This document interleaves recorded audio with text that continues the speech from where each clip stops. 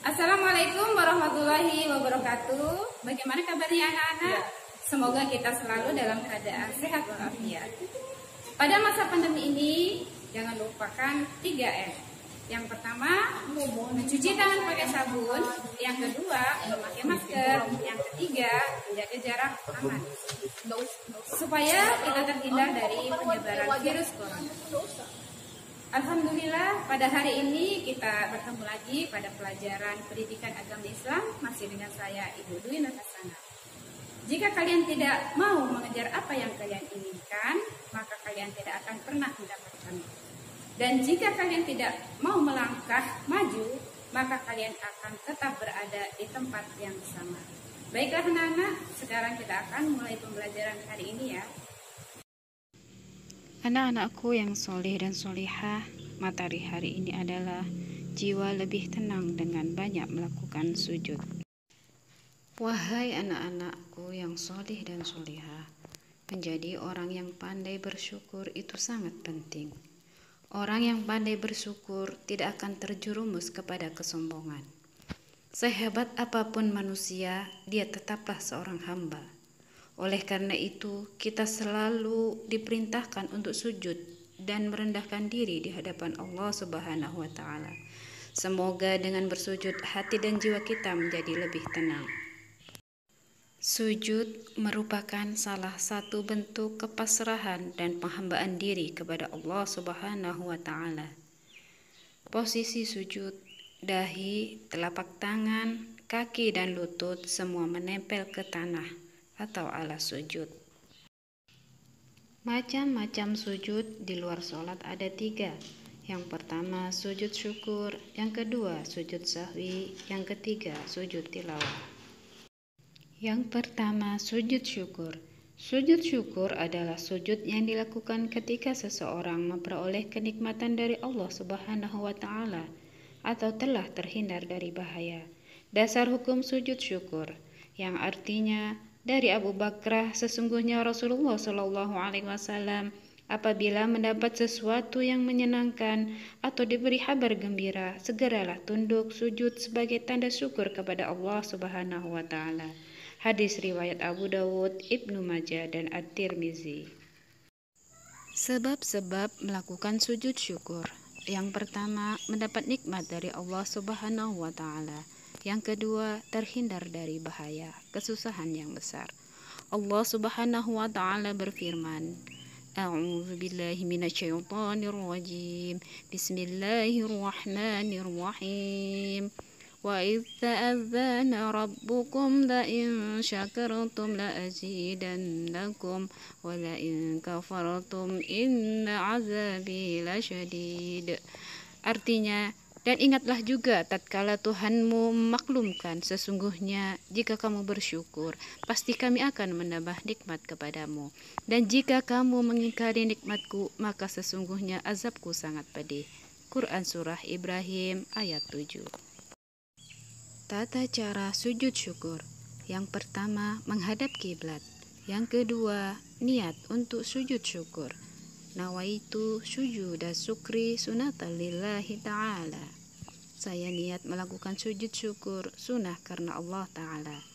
Yang ketiga, sujud seperti sujud dalam sholat dengan membaca doa Subhanallah walhamdulillah wa la ilaha illallah wallahu akbar wa la hawla wa la quwata illa billahil aliyyil azim. Yang keempat, duduk kembali, dan yang terakhir salam. Hikmah sujud syukur. Yang pertama, terhindar dari sifat sombong atau angkuh karena telah mendapat nikmat. Yang kedua, memperoleh kepuasan batin atas anugerah yang telah diterima. Yang ketiga, merasa dekat dengan Allah Subhanahu wa Ta'ala sehingga mendapatkan hidayahnya. Yang keempat, memperoleh tambahan nikmat dari Allah dan selamat dari siksanya. Yang kedua adalah sujud sahwi. Sujud sahwi adalah sujud yang dilakukan karena lupa atau ragu-ragu di dalam sholat. Sujudnya 2 kali dan dilakukan setelah membaca tahiyat akhir sebelum salam. Dasar hukum, yang artinya apabila salah seorang dari kalian ragu dalam sholatnya dan tidak mengetahui berapa rakaat dia sholat, 3 ataukah 4 rakaat, maka buanglah keraguan dan ambillah yang yakin. Kemudian sujudlah 2 kali sebelum salam. Hadis riwayat Ahmad dan Muslim. Sebab-sebab sujud sahwi. Yang pertama, lupa meninggalkan salah satu rukun sholat seperti lupa melakukan ruku, iktidal atau sujud. Yang kedua, lupa atau ragu jumlah rakaat. Yang ketiga, lupa membaca doa kunut bagi yang membiasakan kunut. Yang keempat, lupa melakukan tasyahud awal. Yang kelima, kelebihan atau kekurangan dalam jumlah rakaat. Dalam kasus kurang rakaat, maka kita harus segera berdiri, takbir dan melengkapi jumlah rakaatnya, baru kemudian melakukan sujud sahwi.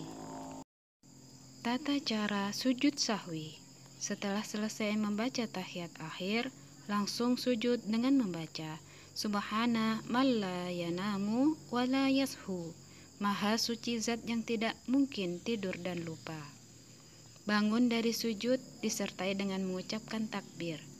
Duduk sebentar, lalu takbir dan dilanjutkan sujud lagi dengan doa yang sama. Subhana man la yanamu wa la yashu. Kemudian duduk kembali dan diakhiri dengan salam. Hikmah melakukan sujud sahwi. Yang pertama, manusia tidak boleh sombong dan angkuh, karena manusia adalah tempat salah dan lupa.